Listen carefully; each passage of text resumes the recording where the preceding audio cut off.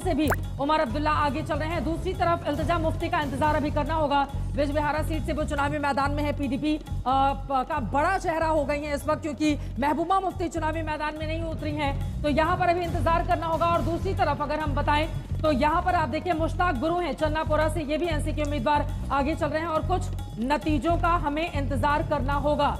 यहाँ पर मुश्ताक गुरु की अगर हम बात कर लें तो आप देखेंगे ये तीन चेहरे हैं जिनके बीच मुकाबला इस वक्त देखने को मिल रहा है। लेकिन चन्नापोरा में जेकेएनसी आगे चल रही है, दूसरी तरफ जेकेएपी पीछे चल रही है और कांग्रेस के बागी जो भारतीय जनता पार्टी में शामिल हो चुके हैं वो भी इस वक्त पीछे चलते हुए दिखाई दे रहे हैं। और यहाँ पर दल बदलू सीट की बात करें उसके पहले एक बड़ी खबर आ रही है, सीधे उसका हम रुख करेंगे। बड़ी खबर इस वक्त ये है, उमर अब्दुल्ला बडगाम गांदरबल इन दोनों ही सीटों से आगे चल रहे हैं, यानी कि बारामूला में लोकसभा चुनाव हारने वाले उमर अब्दुल्ला के लिए अच्छी खबर सामने आई है। जमुई से युद्धवीर सेठी बीजेपी के आगे चल रहे हैं। उमर अब्दुल्ला जो 2008 में मुख्यमंत्री रहे, 6 सालों तक सरकार चलाई कांग्रेस पार्टी के साथ मिलकर, लेकिन इस बार इंडिया गठबंधन यानी कि उमर अब्दुल्ला की पार्टी और कांग्रेस पार्टी दोनों ने मिलकर किसी को सीएम के तौर पर प्रोजेक्ट नहीं किया है।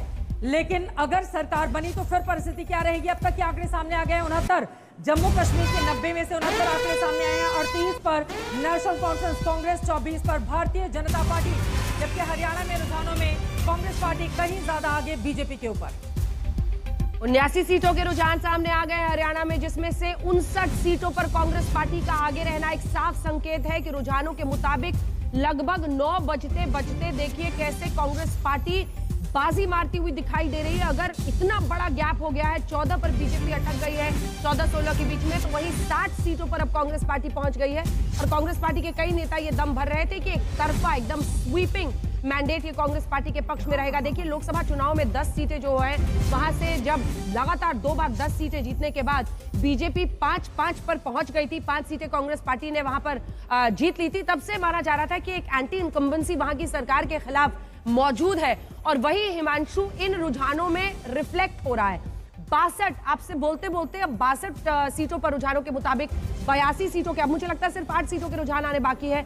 बहुत बड़ा फासला बन चुका है, एक बहुत बड़े गेन के साथ 30 सीटें पिछली बार कांग्रेस पार्टी की आई थी, डबल से भी ऊपर बढ़ते हुए 62 सीटों पर कांग्रेस पार्टी आगे पहुंच गई है। हिमांशु, अगर यही रुझान, यही ट्रेंड नतीजों में तब्दील होता है तो ये क्लियर कट इंडिकेशन है कि एंटी इनकम्बेंसी यानी जो मौजूदा सरकार है उसके खिलाफ जनता का गुस्सा था और वही मैंडेट में रिफ्लेक्ट होगा। हिमांशु, देखिए बिल्कुल 10 साल की एंटी इनकम्बेंसी तो थी भारतीय जनता पार्टी के खिलाफ, लेकिन एक चीज को समझना होगा अंजना, 2014 में जब 4 कॉर्नर फाइट हुई तो भारतीय जनता पार्टी ने 47 सीटें जीती, जिसके अंदर जो है अगर आप देखें तो आईएलडी एक साथ थी, अभय चौटाला, अजय चौटाला, दुष्यंत चौटाला एक साथ थे, कांग्रेस एक तरफ थी और तीसरी तरफ हजका थी जिसके अंदर कुलदीप बिश्नोई की पार्टी थी और कुछ इंडिपेंडेंट। तो इस तरीके से 4 कॉर्नर फाइट में भारतीय जनता पार्टी ने वहां पे मेजोरिटी पाई थी। 2019 के अंदर अगर आप देखेंगे तो भारतीय जनता पार्टी को फिर उसी जो है 4 कॉर्नर फाइट के अंदर जो है 40 सीटें मिली।